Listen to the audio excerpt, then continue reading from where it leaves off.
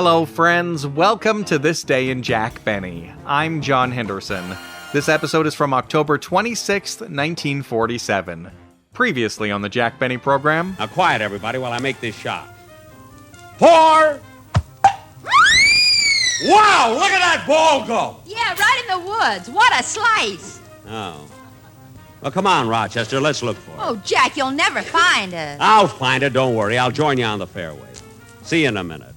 At this time, preparations were underway for the royal wedding. King George VI had given formal consent for his daughter, Princess Elizabeth, to marry Philip Mountbatten. Master bakers and confectioners at a Reading factory have been engaged on a very special order, a wedding cake for Princess Elizabeth. The present cake is true to the royal tradition. The wedding would take place next month. Earlier this month, President Truman broadcast the first ever televised address from the White House. He announced the return of Meatless Tuesday. The food serving program announced tonight. And earlier in the year, Truman opened an investigation of federal employees to find who might be influenced by the Communist Party. This week, Walt Disney, the man behind Mickey Mouse and Donald Duck, was in Washington testifying for the House Committee on Un-American Activities about communist influence and union trouble. I believed at that time that Mr. Sorrell was a communist, and he said he would strike, and that was his weapon. Meanwhile, James Petrillo was the man in charge of the Musicians Union. They do reference some popular music in this episode. I ain't had no lovin' since January, February, June, or July. Oh, give me land, lots of land under starry skies above. Don't fence me in. Too many rings on your fingers, naughty Angeline. You came when I was alone. Shucks, I should have known that you was temptation. Deanna Derbin was a soprano featured in a number of movies. Sing a happy song for me. Norman Krasna was a writer of screwball comedies. Beast, you know we're not married. You were never going to tell me. I was going to tell you anyway. In the theaters, you could see Dark Passage. Everything else seems to be in a different place. Forever Amber. You've told her? About me? Merton of the movies. Gosh, I can't go back home. I promised the folks in Tinkerton the next time they'd see me would be on the silver screen. I'm an actor. Or the latest Hopalong Cassidy movie, Hoppy's Holiday. Your money will be all right. Now, don't worry about it. There were also multi-part Western serials from Republic Pictures. Jack Benny's last movie was The Horn Blows at Midnight. It was not a huge success, but his radio show was. This month's Radio Mirror magazine had an article titled, "Come and Visit Jack Benny." Now, even though he's unmarried in the radio show, in real life he is married to Mary Livingston. Page 28 features a full-page color photo with Jack on the right, Mary on the left, and between them, their 13-year-old daughter, Joan. Also on the radio, you could hear Fibber, McGee, and Molly, sponsored by Johnson's Wax. The makers of Johnson's Wax products for home and industry present Fibber, McGee, and Molly. There was a daytime radio show, almost like a reality show, called Bride and Groom. Coming back from the chapel, and how happy they look. Would you want to stand over here so I can show you? First of all, for you here is beautiful luggage from Skyway for your honeymoon. And for your home, something wonderful. Here it is, the 1947 Tappan gas range. And the Bob Hope Show. Listen, Colonna, I told you to find Van Johnson. Did you look in his dressing room? I've been in Lina Turner's dressing room, Rhea Goss's dressing room, Katharine Hepburn's dressing room, Judy Garland's dressing room. But, Colonna, did you ask him where Van is? I don't ask questions. I just have fun. Lady Esther was a cosmetics company, and the artist Charles Dana Gibson from the late 1800s, early 1900s was famous for his illustrations of beautiful, dignified young women. Gibson girls. So as the Lucky Strike commercial says, keep your eye on the red bullseye and enjoy the show. The Jack Benny Program, presented by Lucky Strike. Quality of product is essential to continuing success. An outstanding example, Lucky Strike. In a cigarette, it's the tobacco that counts. And year in, year out, consistently, Lucky Strike means fine tobacco.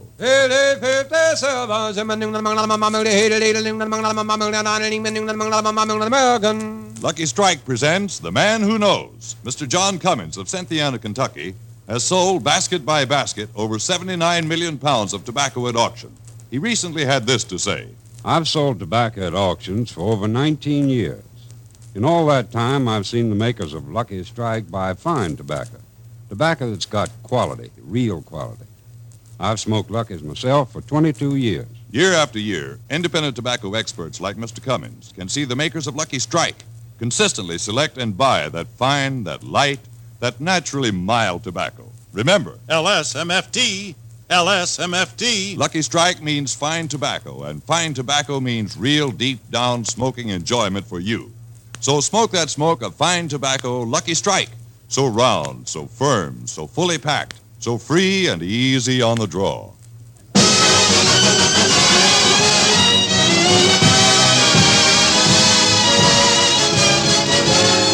The Lucky Strike program starring Jack Benny with Mary Livingston, Phil Harris, Rochester, Dennis Day, and yours truly, Don Wilson.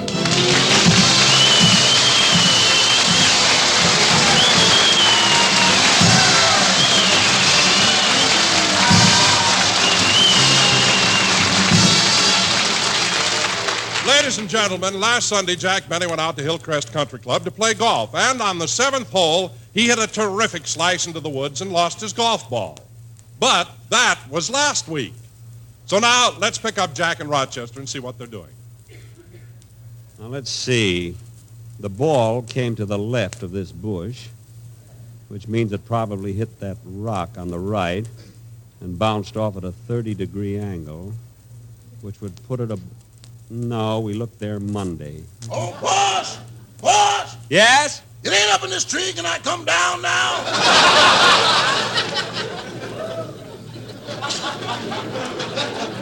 All right. Look, boss, we've been out here all week. Why don't we give up and go home? No, Roger, we're going to find that ball. And anyway, what are you complaining about? It's good to get out in the woods close to Mother Nature and rough it.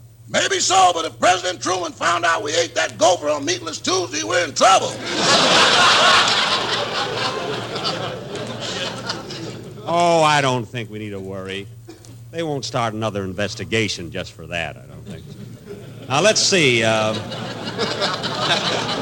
ball might have bounced to the right here. You ought to give up playing golf, boss. It upsets you so much when you lose anything. It does not upset me. What about the time that you got the wrong number on the telephone, you didn't get your nickel back, you raised a fuss over that? You're darn right I raised a fuss. Yeah, but it didn't get you anything. The jury was prejudiced.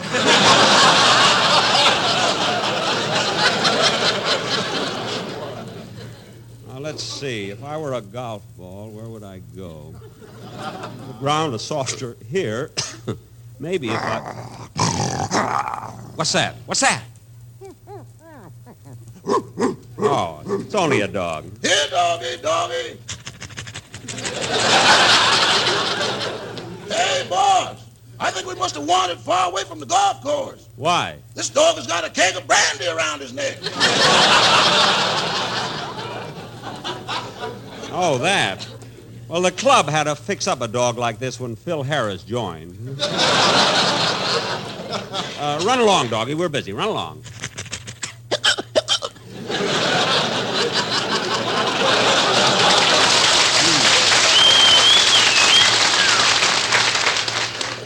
The keg must have a leak in it, I think. Now, come on, Rochester. Let's look over by... Oh, my goodness, it's 12 o'clock. I got to get over to NBC. Drive me down, will you, Rochester? Okay, but are we going to come back after the show and keep looking for the ball?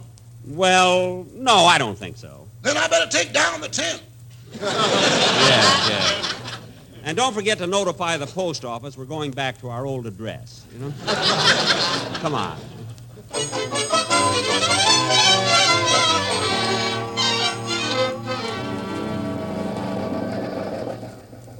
Rochester, drive straight up Sunset to Vine Street. Yes, sir. It's sure good to see people again. Yeah. Shine on, harvest moon, up in the sky. I ain't made no money during August, September, June, and July. I wonder if I should get a summer show. La, la, la, la. Uh-oh. Looks like we're running out of gas. Well, pull into that station on the corner there.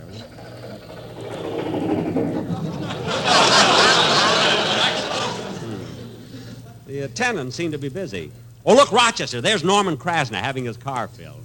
He never misses my program. He thinks I'm the funniest guy in the world. Hey, Norman! Norman, it's me!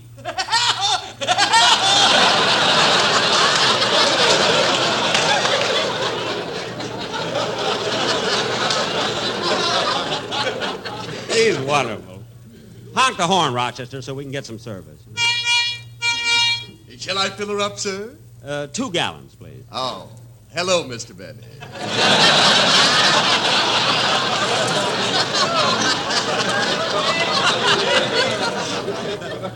Hello. You might as well fill it up, boss, or we'll have to stop again. Well, how much is gas, Bud? 21 cents a gallon. 21 cents. Well, all right, fill her up. Yes, sir.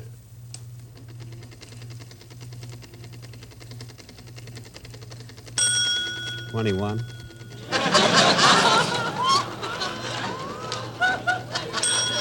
$42. $63. $84.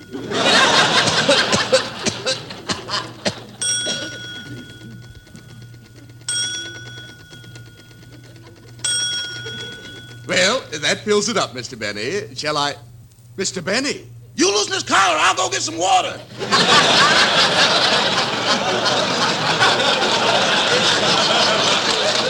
I'm all right now. By the way, did you check the tires? Yes, and congratulations. All 4 of them are there. Good, good. That'll be $1.86 for the gas. Charge it, please. Yes, sir. Your credit card number? 206BY. Your license? 7W046. Your age? 38. Well, we better get going, Rochester. Yes, sir. So long, Norman. Don't take any wooden nickels.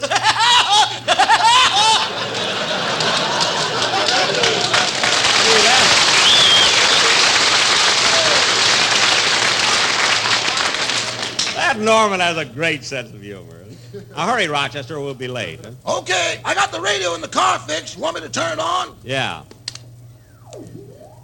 Now, our next request comes from someone right here in Hollywood whose initials are DD. DD. DD requests us to play that new number, You Do, sung by Dennis Day. DD. Must be Deanna Derbin. Turn it up, Rochester. We'll hear it. Huh?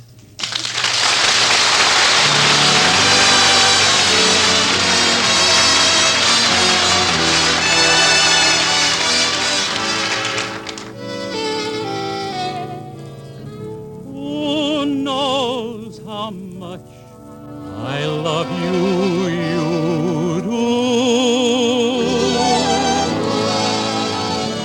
No one means more to me than you do. You take December and smile it into May, and then December comes back again when you're away. Who has a charm that very few do? Who makes life necessary? You do. And who can take my dreams and make my dreams come true? Don't give me 3 guesses, one will do.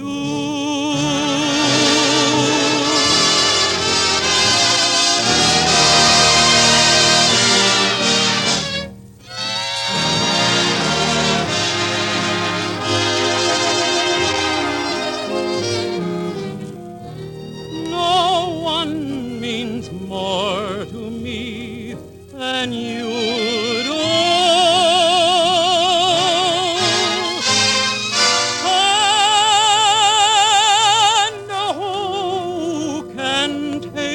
my dreams and make my dreams come true.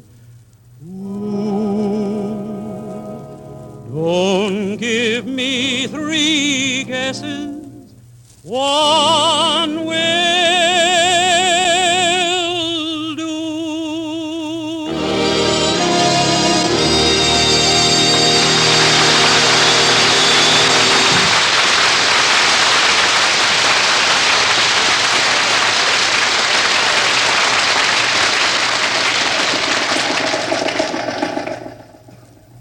D.D. Could be Donald Duck. No, he's in Washington. Here we are at NBC, Rochester. Now, Rochester, I've been thinking it over, and maybe you ought to go back to the golf course and look for my ball. Okay. Too many rings on your fingers, a naughty Angela. You laugh at romance. Hello, Mr. Benny. Well, Mr. Kitzel.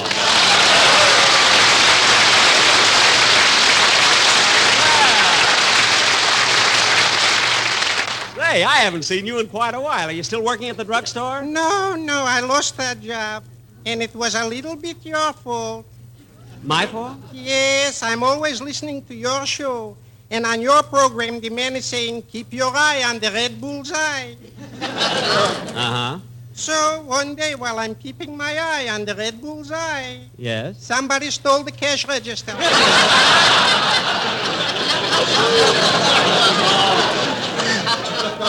Oh, that's too bad. I hope you have another job. Oh, a much better one. Really? I'm now doing a little extra work in pictures. Oh, in pictures. That's Yeah. wonderful. What pictures have you been in? Well, I was in Dark Sausage, Mm-hmm. Mendel of the Movies, and Forever Epstein. Good. You know, but most of all, I like to work in Westerns. Oh, Westerns. They went that way. And smile when you say that, partner. Hey, you know, Kitzel, you're pretty good. You should see me on a horse. Ooh. Really? When I'm on a horse, I'm looking like Hopalong. Cassidy? Who, me? Oh, well, I got to run into rehearsal, Mr. Kitzel. See you again, huh? Thank you. And by the way, Mr. Benny, if you ever come out to Republic Studios, look me up. I will. Just ask for Tex. Everybody knows me. Okay, goodbye, Tex. Goodbye. Give me land, lots of land, if the stars skies above.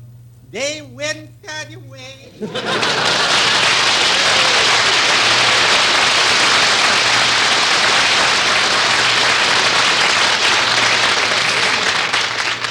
Well, I better get into rehearsal. Gosh, NBC is a nice studio. I don't know, they keep it so clean and so... I wish Fibber and Molly would stop waxing these floors. Oh, well. I wonder if Mary's in her dressing room. Come in. Hello, Mary. What are you doing? I was just reading the radio mirror. There's a picture of you here on page 28. Oh, yes. Yeah, that's the one I had taken when I was in the service. Gee, you were handsome in that uniform. Yeah. Jack, whose arm is that around you? A fellow from the draft board.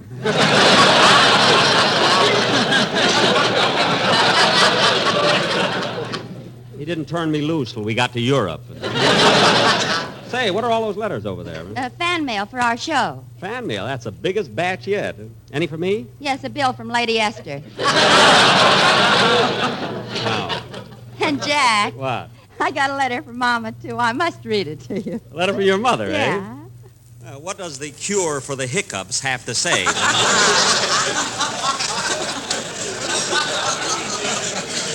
ahead, read it, Mary. Oh, okay. My darling daughter, Mary, I would have written you sooner, but I've been so busy.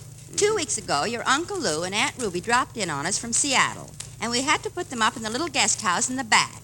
I hope they leave before Halloween, as the kids always tip it over.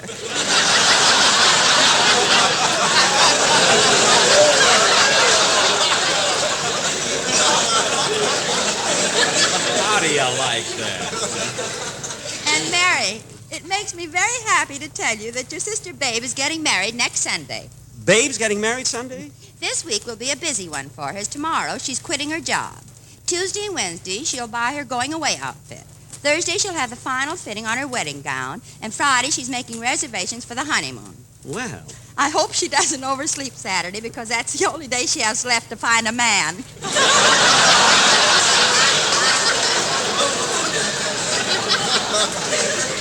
Mary. Quiet. Do you mean to say that Babella has... that Babe has...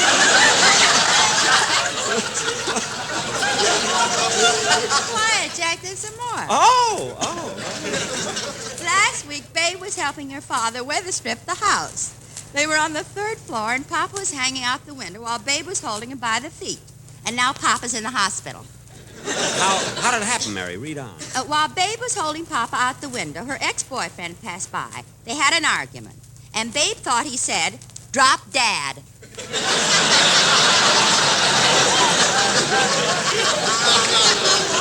Oh, that's a shame. No other news. We'll close with love and kisses from your mother, Benzedrine Livingston. Nice name. P.S. Oh, there's more? Yes. Tell Jack I heard his first 3 programs. Well. That was in 1932, and I haven't listened to him since.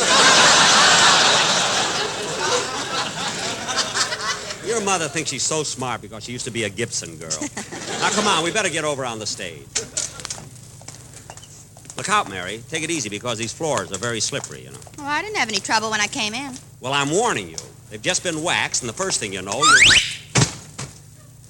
See what I mean? Okay? Give me your hand, Jack. I can get up myself.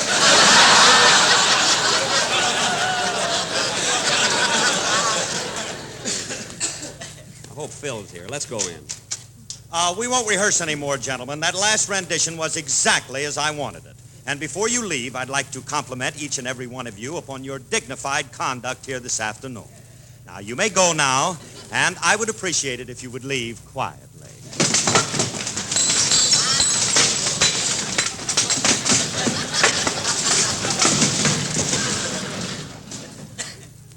Thank you. Phil. Petrillo boy. Phil. Huh? Oh, hiya, Jackson. Hello, Livy. Hello, Phil. Oh, you should have been here. We just got through rehearsing. I know, Phil. I saw the boys leave. And believe me, I haven't seen a crowd stampede out of a place in such a disorderly manner since... The horn blows at midnight. Only at the preview. Phil, I don't like to keep bringing this up all the time. But look, for 11 years now, you've had that same bunch of, you should excuse the expression, musicians. Now, isn't that right? Yeah, that's right. And in all that time, they have never started together, played on key, or ended together. Now look, Phil, why don't you fire them? I can't do that, Jackson. I got to keep them working. Why? I promised their parole board.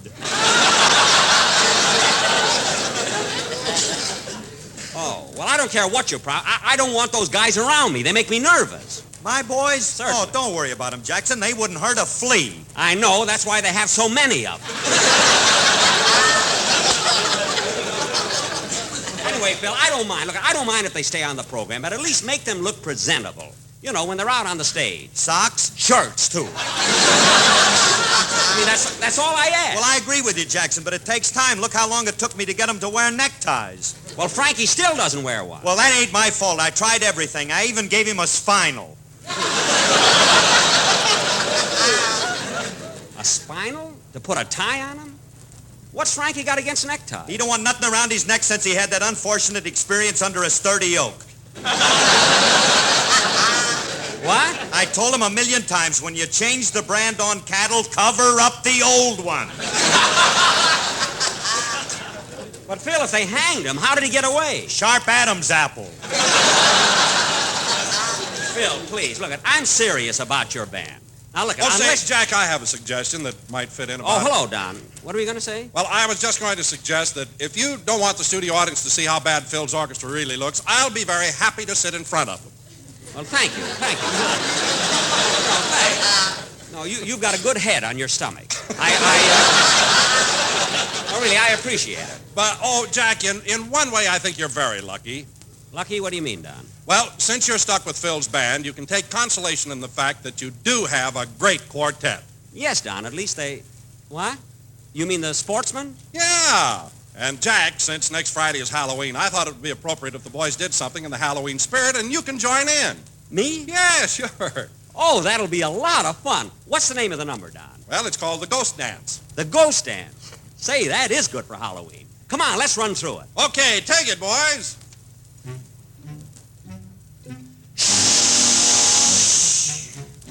LSMFT.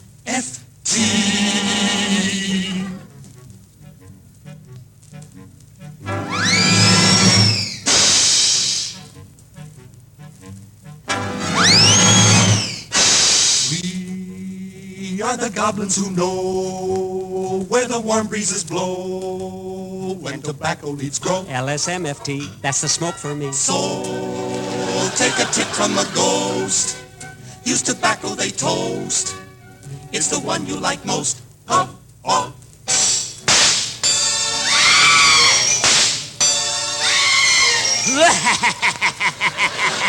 Benny is the smoke. What? Before you get frightened, you'd better start lighting the lucky, and then you can go. We are the goblins who know how to louse up your show. Come on, kids, let us go right out on the street to play trick or treat. Now, if you'll hand us our broom, we'll be leaving here soon and go haunting for F.E. Boom.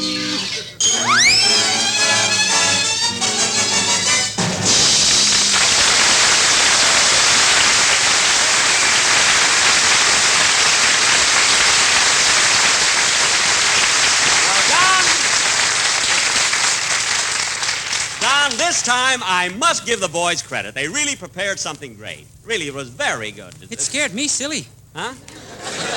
Oh, hello, Dennis. What made you late? Oh, I happened to be standing in the doorway when Phil dismissed his boys. Oh. The next thing I knew, I was in the bar across the street.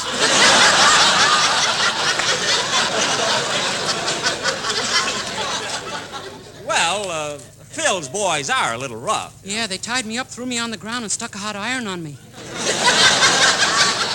Dennis, stop being silly. If they tied you up, how'd you get away? Sharp shoulder blades. Dennis, what's the matter with you coming in here with jokes like that? You sound like Jerry Colonna. How can you do things like that? I don't ask questions. I just have fun. Now cut that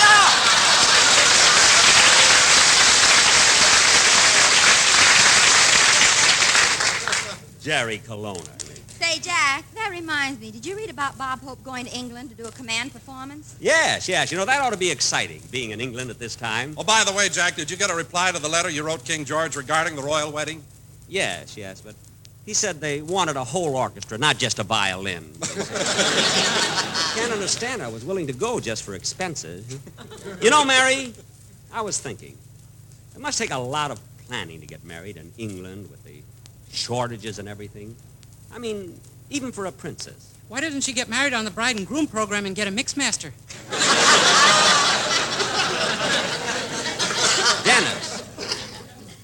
Dennis, are you crazy?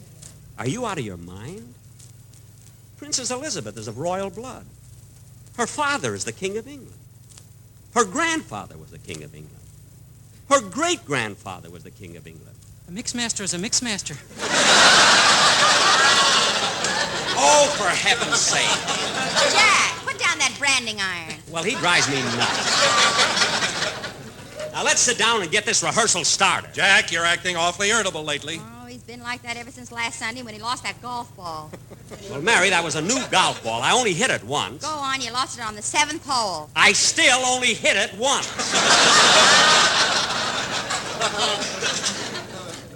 I'm going to call up the country club right now and see if Rochester found it. Hand me that phone, Mary. Here you are. Thanks. Oh, Maple, what is it, Gertrude? Mr. Benny's line is flashing. Yeah, I wonder what Temptation wants now. I'll plug in and see. Hello? Yes, Mr. Benny, I'll do it. He wants me to get the Hillcrest Country Club. You know, he lost a golf ball there last Sunday. And what a thing he made over it. I know. He came in today wearing a black band on his sleeve. Yeah, and speaking of golf, you should have seen what happened to me when I used to go out with Mr. Benny. I'm listening.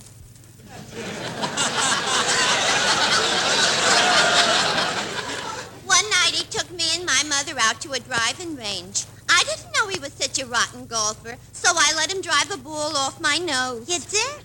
Yeah, and was I sorry? Oh, my goodness, did he hit your nose? No, but he broke my mother's leg.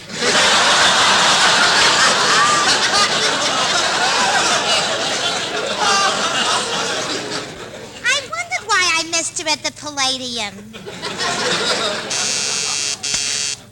Hello? I'm trying to get them, Mr. Benny. Well, you don't have to get so excited. What? That's no way to talk to a lady. What did he say? What did he say? What did he say? Quiet. He's still insulting me.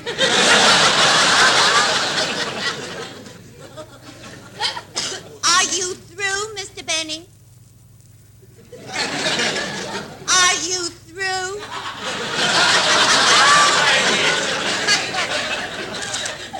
Are you through? Gee, Mabel, he must have one of his riders with him.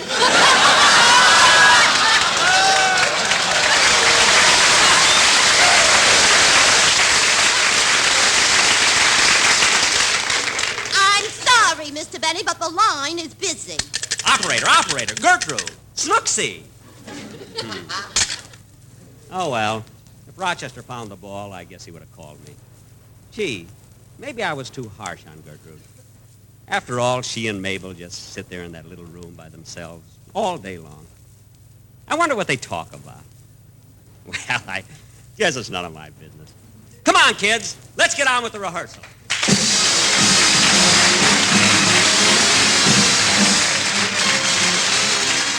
Quality of product is essential to continuing success. And Lucky Strike means fine tobacco. LSMFT. Yes, Lucky Strike means fine tobacco, and fine tobacco is what counts in a cigarette. Remember what happens at the tobacco auctions? At 50, American. At auction after auction, year after year, independent tobacco experts can see the makers of Lucky Strike consistently select and buy that fine, that light, that naturally mild tobacco. 59, American. Lucky Strike presents The Man Who Knows, Mr. Fred Leonard Evans, independent tobacco buyer of Danville, Virginia, who has attended more than 3,000 auctions. A recognized authority on tobacco, Mr. Evans said, "At every auction I've attended, year after year, I've seen the makers of Lucky Strike buy fine quality leaf.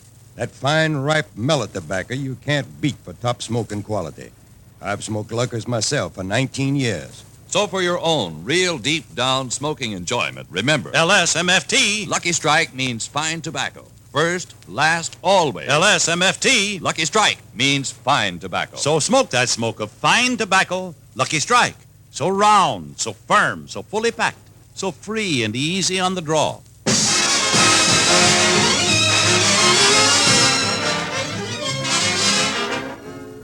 Be with us This next is Sunday. Good night, NBC, folks. the National Broadcasting Company.